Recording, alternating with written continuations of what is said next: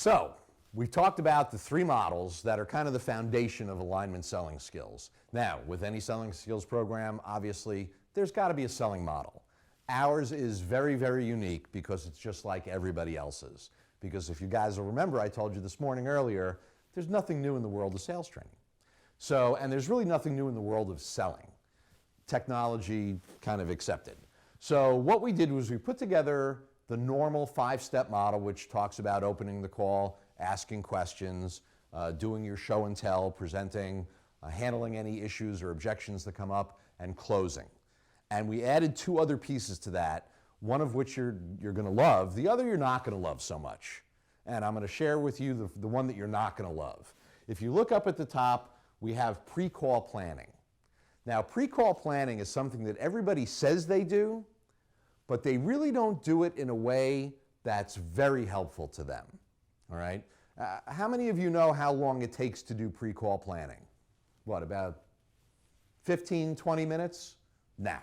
You know that if you know your clients really well, you know what their disc style is, you know where you are in the relationship connection, and you've got your product knowledge, you should be able to sit down and plan your call relatively quickly, especially if at the end of the last call, you've taken some kind of note to self, so to speak, based on my last call, here's what the customer agreed to do, here are my next follow-up steps.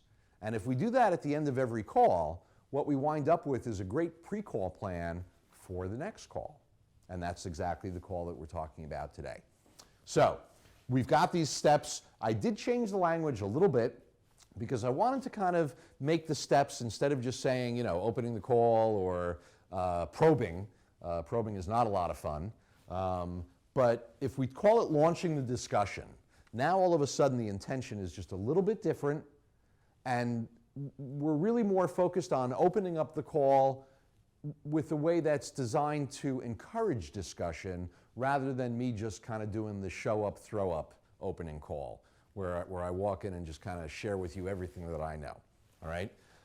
The second piece, instead of calling it probing or asking questions, I call it uncovering the opportunities. Now, you're doing the same thing.